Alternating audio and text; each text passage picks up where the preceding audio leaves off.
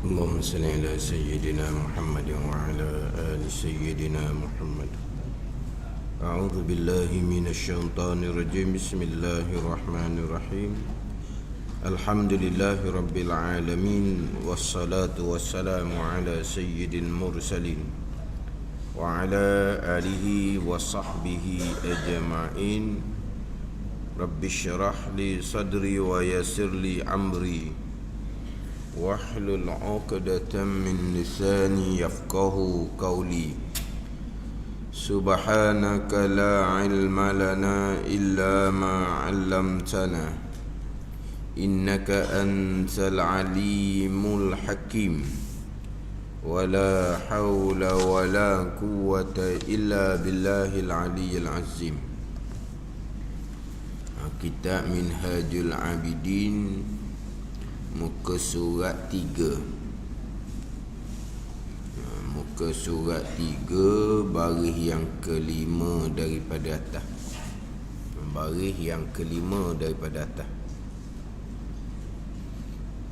Qala al-muallifu rahimahullahu ta'ala wa nafa'ana bi'ulumihi amin. Maka iaitu Muhammad bin Muhammad Imam Ghazali rahimahullah. Maka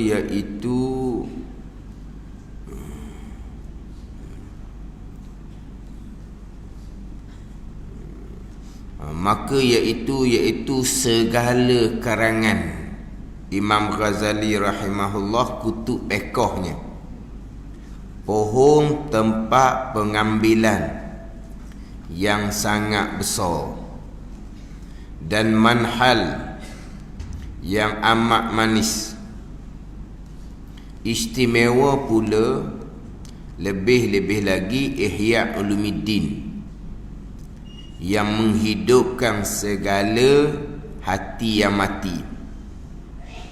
Tempat kembali pekerjaan yang dicipta atas pekerjaan di dalam amal, dan mulazamah akan Ihya Ulumuddin oleh ampunya qulub, oleh orang yang punya mata hati.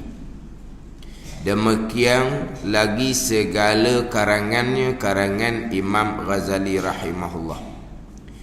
Maka iaitu segala karangan Imam Ghazali, kutub pekoh, segala kitab-kitab pekoh, pohon tempat pengambilan yang sangat besar. Diumpama belakang ni, umpama pohon tempat pengambilan yang amat besar, yang mana terdahulu Syekh Daud Al-Fatani menyatakan bahawa kitab pekoh Imam Ghazali iaitu asal yang amat besar, pohon segala kitab-kitab pekoh, dan juga asal bagi kitab Syaikhain Imam Nawawi dan Imam Rafi'i.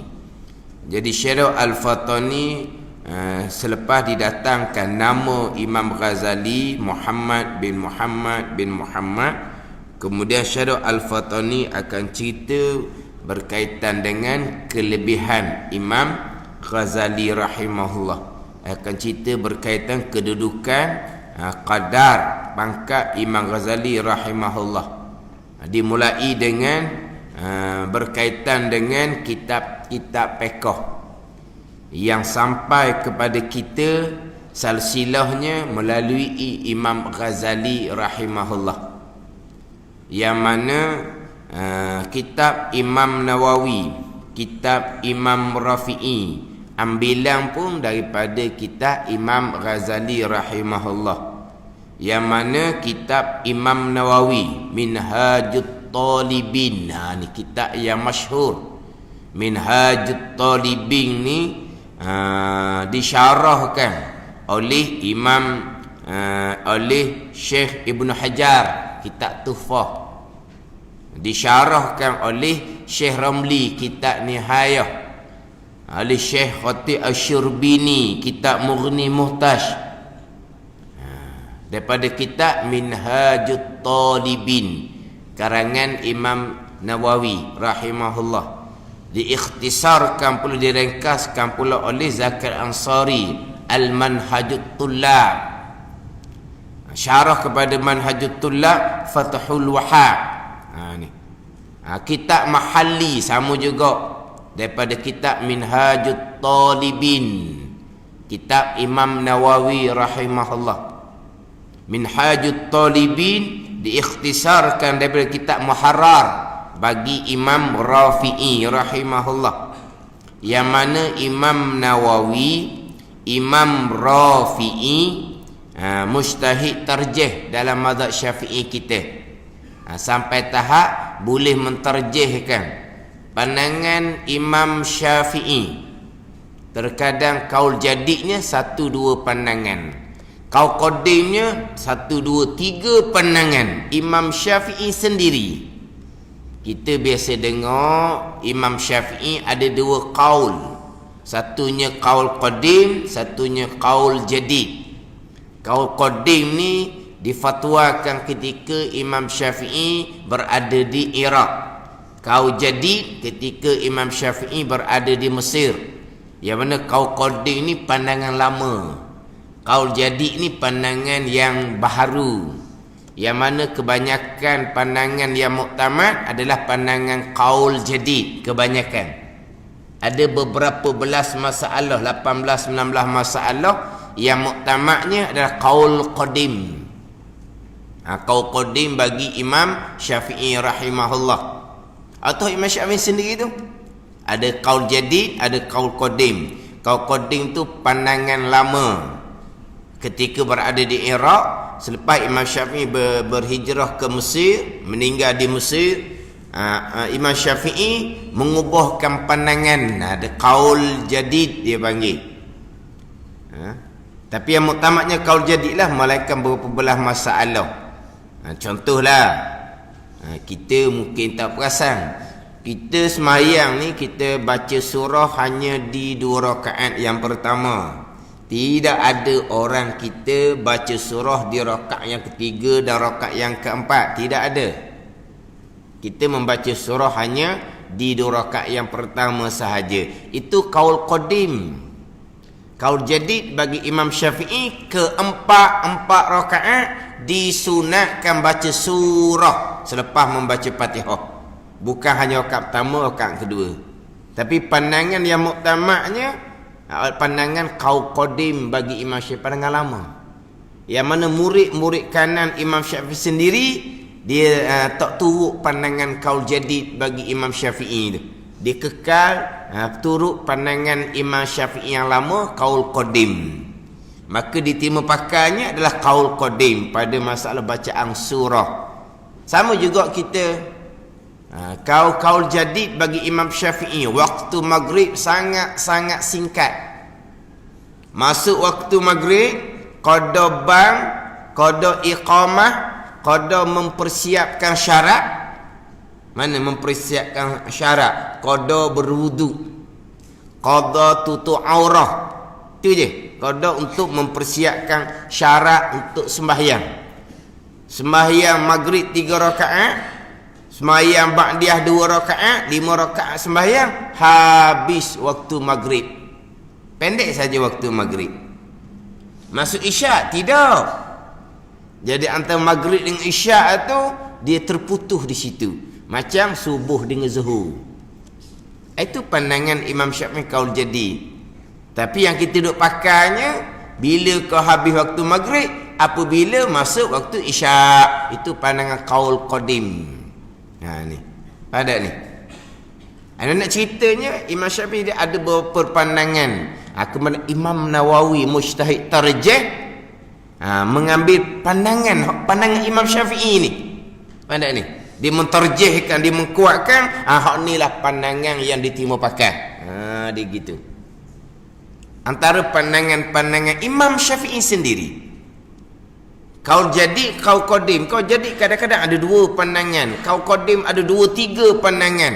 Imam Syafi'i sendiri, belum pergi kepada lagi murid-murid Imam Syafi'i, ulama-ulama fiqh yang bermazhab Syafi'i. Itu dalam bab fiqh furung agama. Dia banyak perbezaan pandangan. Ini cerita pandangan Imam Syafi'i berbeza antara satu dengan satu pandangan. Antara Imam Syafi'i dengan murid-murid Imam Syafi'i berbeza pandangan. Kemudian ulama-ulama dalam mazhab Syafi'i pun berbeza pandangan. Belum cerita lagi mazhab-mazhab yang lain. Itu fiqh. Faham ni? Kemudian Imam Nawawi, Imam Rafi'i ni mujtahid tarjih. Dia boleh mentarjihkan, dia boleh mengkuatkan antara pandangan-pandangan ni manakah yang lebih kuat. Itu kedudukan Imam Nawawi, kedudukan Imam Rafi'i. Mujtahid tarjih dalam mazhab Syafi'i kita ni.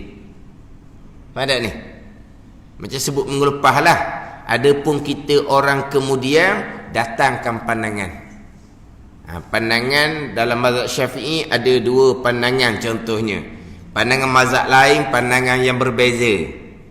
Kemudian jangan pula kita, saya mentarjihkan antara beberapa pandangan ni, manakah pandangan yang lebih tepat, yang lebih hampir dengan dalil. Hebat tu. Tak payah gitulah. Kita datangkan pandangan-pandangan. Kalau kita kata pandangan ni lah yang lebih sesuai pada masa kita, boleh kat tu. Faham tak ni? Pandangan ni lebih sesuai pada masa kita. Kat tu sudah lah. Pandangan ni lah yang lebih tepat dengan dalil. Tak payah tepat tahap tu. Macam tak insaf diri, tak kenal diri. Kita tak sampai tahap nak duduk tangga mujtahid tarjih sebagaimana Imam Nawawi, Imam Rafi'i. Tapi kita boleh ceritalah pandangan yang berbeza. Kemudian orang-orang yang mendengar ni pula, hak ni susah sikit ni, hak ni lah kita ambil, atau terpulang lah. Itu dalam bab furung agama, dalam bab cabang agama. Dalam bab usuluddin, tapak agama, tu kena mati molek tu. Tu kena mati molek. Pada ni, dalam bab furung agama ni dia banyak khilaf. Datangkan khilaf tu tak ada masalah. Kita buka ilmu. Kita buka ilmu. Mana kita bukan hanya tahu pandangan dalam mazhab Syafi'i saja, tapi dah tarjih lah. Tapi kalau kita nak letak berkesesuaian dengan masa, tu terpulang lah. Pada ni, berkesesuaian dengan masa. Bagaimana? Bukan sampai tahap Imam Nawawi, Imam Rafi'i. Yang mana Imam Nawawi, Imam Rafi'i ni, kalaulah ittifaq kedua-dua imam ni kuat pandangan tu. Kalau ittifaq kedua-dua imam ni, antara Imam Syafi'i Nawawi dengan Imam Rafi'i pun berbeza pandangan. Antara Imam Nawawi dengan Imam Rafi'i, tua Imam Rafi'i lah.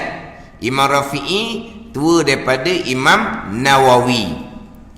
Dia berbeza dalam lingkungan 50 tahun antara Imam Rafi'i dengan Imam Nawawi. Kita biasanya contohnya solat berjemaah, pandangan Imam Nawawi fardu kifayah atas orang lelaki yang cukup syarat dia. Pandangan Imam Rafi'i sunnatun muakkadah, sunat kuat tuntut saja, bukan fardu kifayah. Kita masyhurnya fardu kifayah. Tapi pandangan muktamad sunnatun muakkadah, sunat kuat tuntut. Itu pandangan Imam Rafi'i. Orang perempuan aurah di hadapan lelaki ajnabi, pandangan Imam Nawawi sekalian termasuk muka dan dua tangan. Pandangan Imam Rafi'i, muka bukan aurah, tangan bukan aurah. Itu pandangan dhaif dalam mazhab Syafi'i. Pandangan muktamad, pandangan Imam Nawawi, muka perempuan tua setara mana pun buka haram sebab aurah, buka tangan haram sebab aurah. Itu pandangan Imam Nawawi. Itu pandangan muktamad dalam mazhab Syafi'i. Dan orang duk buka muka tu, itu pandangan Imam Rafi'i. Muka perempuan bukan aurah, tangan perempuan bukan aurah. Tapi itu pandangan dhaif. Tapi itulah orang perempuan kita pakai pandangan Imam Rafi'i. Sebab tu kalau kita buka dalam kitab-kitab fiqh, aurah perempuan di dalam sembahyang sekalian badan melainkan muka dan tangan. Aurah perempuan di hadapan lelaki ajnabi sekalian badan, tidak ada pengecualian. Ada ni sebab tu diasingkan. Aurah perempuan dalam sembahyang lain, aurah perempuan di hadapan lelaki ajnabi lain. Sebab perempuan dia ada 4 aurah. Aurah dalam sembahyang sekalian melainkan muka dan tangan. Aurah perempuan di hadapan lelaki ajnabi sekalian, termasuk muka pun aurah, buka hukumnya haram. Aurah perempuan sesama perempuan muslim dengan lelaki mahram, antara pusat dan lutut. Aurah perempuan Islam dengan perempuan kafir, ada 4 pasang aurah. Tapi nak ceritanya aurah dalam sembahyang dengan aurah di hadapan lelaki ajnabi, aurah yang berbeza. Aurah yang berbeza. Yang mana aurah perempuan di hadapan lelaki ajnabi sekalian badan melainkan muka dan tangan bukan aurah, itu kitab Sabilah. Itu pandangan Imam Rafi'i. Itu pandangan dhaif dalam mazhab Syafi'i, orang kita duk pakai. Ada ni. Jadi kalau pandangan Imam Nawawi buka muka dosa lah. Itu pandangan Imam Nawawi. Dah duk buka muka, itu pandangan Imam Rafi'i. Kan? Itu contoh-contoh. Tak sedar para perempuan tu pandangan dhaif sebenarnya. Tapi tak ada masalah lah tu. Tak ada masalah. Orang pakai purdah lagi baik. Itu pandangan Imam Nawawi. Tapi pakai moleklah purdah tu. Ni pakai purdah dia buka dahi, sepenuh dahi. Nampak batang-batang hidung, mata bercelok sekali. Itu jadi fitnah. Jadi mes peseng pula dah. Kalau pandangan Imam Nawawi muka aurah, mata pun aurah, tak boleh buka. Jadi nak tutup-tutup molek lah, nak pakai pandangan Imam Nawawi. Ini nampak macam nak menggoda pula dah. Dengan nampak mata, boboh celok pula, solek pula mata. Tu peseng mana pula kita tu? Mana peseng kita tu? Lain ikut peseng kan? Lain ikut peseng. Ke purdah dia pakai purdah, belajar dok apa dok. Tak apalah tu pakai pandangan Imam Nawawi, tapi jaga molek Ni duk buka luah pula jadi tutup buka sikit. Itu lagi fitnah. Kalau buka habis muka, beres. Tutup habis muka, beres. Ini jenis apa? Papah, sekerak-sekerak. Muka aurah tutup tapi buka mata luar. Aurah juga mata tu. Panggil apa ni? Dibuat ending separuh. Tu lagi fitnah. Nampak putih dia ni, boleh janguk, boleh comel berkali. Dia bukan dia gitu. Ada ni. Kalau buka habis muka, ada cara dah. Tutup habis, ada cara dah. Tutup tapi buka separuh. Ni penuh dahi, nampak dahi. Kalau putih-putih lah, kalau hitam-hitam lah, nampak. Ni. Ada pesta tu. Atau ngaji dulu molek tu. Tak ada masalah pakai purdah, itu pandangan Imam Nawawi. Tapi itu khilaf ulama lah. Cuma nak ayat. Pandangan Imam Nawawi, sekalian muka aurah, buka tu berdosa. Pandangan Imam Rafi'i, muka bukan aurah, wajib tutup jikalau muka tu comel sangat. Ratu cantik, fitnah orang, wahara orang lakinya. Contoh comel sangat, barulah wajib tutup, bukan kerana aurah, wajib tutup kerana timbul fitnah. Itu pandangan Imam Rafi'i. Itu pandangan dhaif dalam mazhab Syafi'i. Itulah yang diterima pakai. Berbetulan pula dengan pandangan Imam Nawawi. Lelaki tengok muka perempuan, perempuan tengok muka lelaki. Tua macam mana pun perempuan, tua macam mana lelaki, hukumnya haram. Pandangan Imam Rafi'i, pandangan jumhur kebanyakan mazhab yang lain. Lelaki tengok muka perempuan, perempuan tengok muka lelaki, tidak diharamkan, melainkan bawa pada fitnah. Dia gitu pula. Tapi kalau pandangan Imam Nawawi, lelaki tengok muka perempuan haram, tak ada masalah sebab perempuan tutup muka. Itu pandangan Imam Nawawi. Ada ni.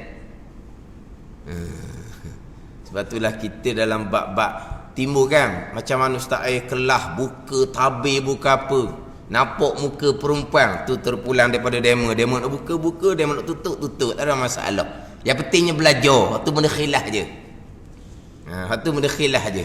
Ada tok guru dia buka, dia tutup terus, ada tok guru dia tutup terus, ada tok guru dia buka. Gitu jelah. Tak sedok soal tu benda khilaf. Kita ziarah tok guru. Rombongan ni ada lelaki, ada perempuan. Sampai masa berjumpa dengan tok guru, orang perempuan duduk alik tabir. Tak boleh tengok langsung tok guru. Kita pergi ziarah tok guru lain, tak ada apa-apa. Dia tak ada ubah lasih-lasih, tak ada ubah tabir-tabir. Mana orang lelaki duduk sebelah, perempuan duduk sebelah, tok guru sebagai tuan rumah duduk tengah. Apa gitu? Tadi tok guru juga ditutup terus. Apa kita nak tengok muka tok guru pun tak boleh baba contohnya. Baba ni okey je pula. Tu benda khilaf. Gitu je lah. Tak sah duduk balah lah benda gitu.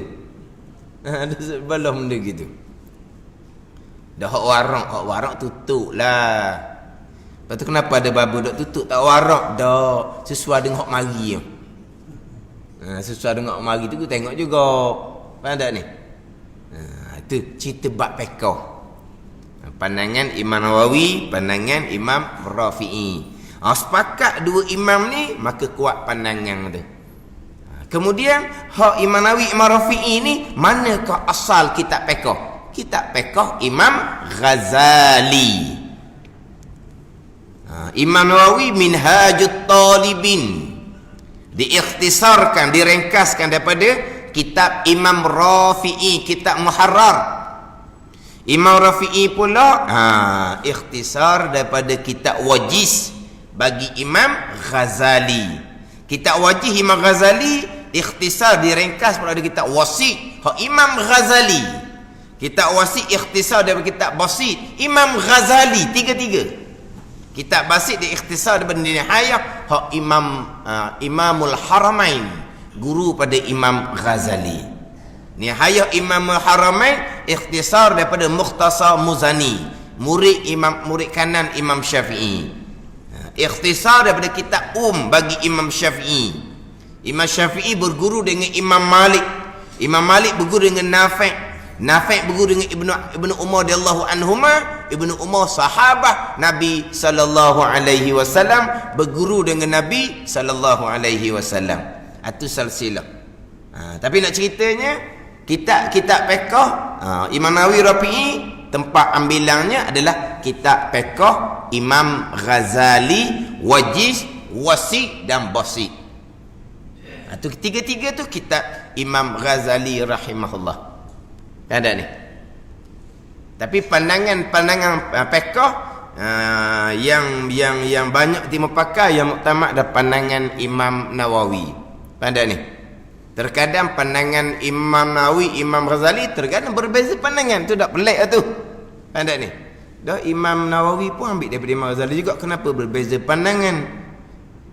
Imam Syafi'i, murid Imam Syafi'i sendiri pun berbeza pandangan dengan Imam Syafi'i. Tu tak pelik lah tu.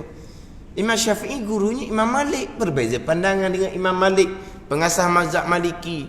Imam Ahmad bin Hanbal, murid pada Imam Syafi'i, pengasas mazhab Hanbali, berbeza pandangan dengan Imam Syafi'i. Tidak pelik lah. Ada ni. Jadi berbeza pandangan Imam Nawawi, Imam Rafi'i, Imam Nawawi, Imam Ghazali itu perkara biasa saja. Sebagai contoh, kita masyhur sembahyang Isra', duha, sembahyang suku sakat, itu pandangan Imam Ghazali. Pandangan Imam Nawawi tidak ada sembahyang Isra'. Sembahyang Isra' itulah sembahyang duha. Ada nama sembahyang Isra', tapi Isra', duha, dua nama bagi satu jenis sembahyang. Itu pandangan Imam Nawawi. Pandangan Imam Ghazali dah Isra', nama lain, sembahyang lain. Duha, nama lain, sembahyang lain. Dua sembahyang yang berasingan. Itu pandangan Imam Ghazali. Pandangan Imam Ghazali, sunat sembahyang sunat tasbih. Pandangan Imam Nawawi, tak ada sembahyang tasbihnya. Gitu. Ini cerita gitulah fiqh. Ada ni. Kita nak amal-amal ajalah.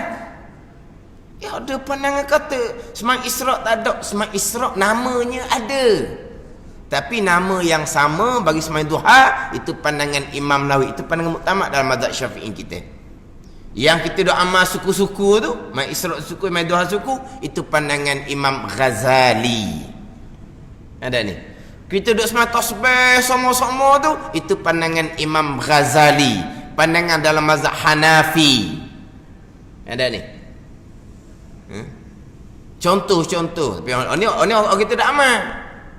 Ambil semayang, sapu tengkok belakang tu. Dulu-dulu waktu tu kita beramal, orang sekarang tak. Dah kan ada? Ada tak sapu belakang ni? Orang sekarang ni? Tak ada dah. Pak sapu tekok belakang ni pandangan Imam Ghazali, pandangan mazhab Hanafi, pandangan Imam Nawawi tidak disunatkan. Itu pandangan muktamad dalam mazhab Syafi'i. Ada ni? Itu pandangan-pandangan yang berbeza. Tapi kena faham lah, antara pandangan Imam Nawawi, Imam Ghazali ni ada mengatakan hak muktamad, ulama-ulama yang menetapkan. Kita terima begitulah. Kita nak beramal dengan pandangan Ghazali, beramal lah, tak ada masalah apa-apa. Oh, boleh kata pandangan ni muktamad Imam Nawawi. Ada pandangan-pandangan yang muktamad Imam Nawawi. Imam Nawawi sini pun ada pandangan dia dhaif. Imam Syafi'i sendiri tadi tu, ada pandangan Imam Syafi'i kau jadi dhaif. Bukan imam tu dhaif, pandangan tu. Ni orang tak ngaji fiqh, oh berani dia kata Imam Ghazali dhaif, lemah. Apa dah kata pandangan Ghazali dhaif? Pandangan, bukan imam. Ni payah bahasa jenis orang yang tak ada insaf diri ni, taksub pada diri sendiri. Dengan bacaan-bacaan dia ingat ke ilmu dia cukup dah. Payah orang besok umpama ni, keras pedar orang panggil. Tadi pandangan Imam Syafi'i sendiri ada dhaif pandangan Imam Syafi'i, qaul jadid. Qaul qadim kian sudah terbatal. Qaul qadim yang dipakai oleh murid-murid pada Imam Syafi'i sendiri. Maka ulama-ulama menetapkan pandangan inilah hak muktamad dalam mazhab Syafi'i. Bukan kita orang kemudian. Kita orang kemudian hanya membaca pandangan yang telah dikupaskan oleh ulama-ulama muktabar dalam mazhab Syafi'i kita. Ada ni. Jadi pandangan Imam Nawawi macam ni, pandangan Imam Ghazali macam ni. Contoh semai tasbih tadi itulah. Itu terpulang lah. Orang kita rajin kan main tasbih, ada apa-apa. Tu ada hadis tu. Hadis tu khilaf, berbeza pandangan ulama hadis pula. Hadis tu hadis ni hadis yang dhaif ke, hadis yang maudhu' ke. Tu bahabat hadis pula. Ada ni. Waktu semua selesai lah ke dah. Ulama beres dak waktunya. Kita keluar pandangan ni. Ni pandangan Imam Nawawi, ini pandangan Imam Rafi'i, ini mazhab Syafi'i, ini mazhab Hanafi, contoh. Mana? Tapi kalau tak faham, Allah dia boleh kata Imam Ghazali lemah. Sebab apa? Dah kata pandangan dia lemah. Contohlah contoh pandangan Imam Ghazali. Wali yang fasik sah jadi wali. Pandangan muktamad tak sah kalau wali fasik, saksi fasik. Tapi mujur ada pandangan ni. Sebab apa? Sebab kalau tidak payah kita sekarang ni nak cek seorang-seorang wali, saksi, adil, bukan fasik. Payah lah. Tak berkahwin lah jawapan dia. Wali, saksi, fasik itu pandangan Imam mazhab Hanafi. Itu pandangan Imam Ghazali. Ambil pandangan Imam Ghazali. Wali, saksi, fasik pun kahwin je lah. Faham tak ni? Sesuai dengan masa kita. Nak cari orang yang bersifat dengan adalah, bersifat dengan adil ni payah. Orang fasik, orang berjudi, orang menaruh, betul lah. Orang makan riba fasik. Orang jahil fardu ain pun fasik. Orang yang jahil fardu ain, mengekali jahil fardu itu orang fasik. Nak buat jadi wali saksi macam mana? Dan nak menikah dengan kawan tu, tak apalah, pakai pandangan Imam Ghazali sesuai pada masa kita sekarang. Asal boleh menikah sudahlah. Gitu. Pada ni. Itu bab pandangan fiqh. Tapi hak fiqh sampai pada kita, tempat ambilannya adalah fiqh kitab karangan Imam Ghazali. Maka iaitu segala karangan Imam Ghazali kitab fiqhnya pohon tempat pengambilan yang amat besar. Itu kitab Imam Ghazali. Dan manhal ni perhentian yang amat manis. Amat manis.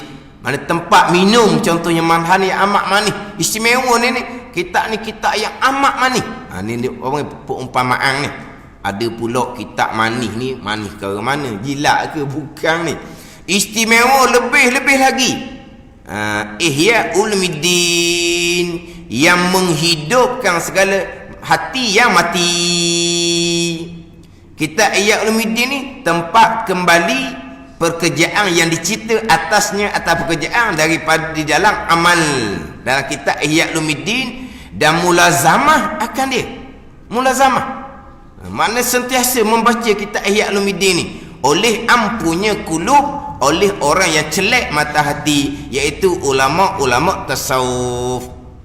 Mana sentiasa di mulazamah kitab Ihya Ulumuddin yang pekerjaan yang dicipta atas dalam amal. Kitab Ihya Ulumuddin. Tapi ni jarang dibaca. Yang masyhur dibaca adalah kitab Minhajul Abidin.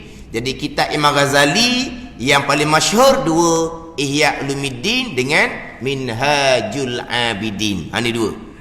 Sekurang-kurang kita mengaji kitab Minhajul Abidin. Dalam kitab Ihya Ulumuddin dimulai tajuk ilmu 7 bab. Kitab Ihya Ulumuddin 7 bab bicara bab ilmu. Tekannya bab ilmu, jaga susunan ilmu, adab belajar, adab mengajar. Dan kitab Ihya Ulumuddin, dan kitab Ihya ni cerita pula tercelanya orang yang belajar hak halus-halus, hakikah syariah tak lepas. Belajar ilmu yang seni-seni, tapi hak asas-asas fardhu syariat tak lepas. Ni tercela ni seumpamanya. Ni banyak sekarang kita ni ngaji syariat tambah ngaji kitab-kitab hakikah, nak cerita bab maqam, bab ahwal, nak cerita bab ni cerita-cerita ni sedap dengar. Tu tercela kata Imam Ghazali yang kitab Ihya Ulumuddin. Dia ada 7 bab berkaitan dengan ilmu. Masuk yang hasil tajuk ilmu, tajuk akidah 4 bab. Masuk pula kepada tajuk taharah, fiqh dari kitab Ihya Ulumuddin. Itu jalanan Imam Ghazali. Tauhid, fiqh, tasawuf. Itu jalanan kitab Ihya Ulumuddin. Begitu dalam kitab Minhaj nanti dia akan masuk akabah yang pertama, akabah ilmu. Macam mana penekanan ilmu tauhid, ilmu fiqh, ilmu tasawuf. Itu jalanan Imam Ghazali rahimahullah. Guna nama Imam Ghazali, tasawuf.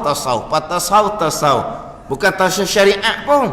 Tasawuf hakikah, cerita hak tinggi. Orang yang bercerita dengan orang dengar macam putu lain. Sebab apa? Cerita duk tinggi. Hak ni telopon dengar.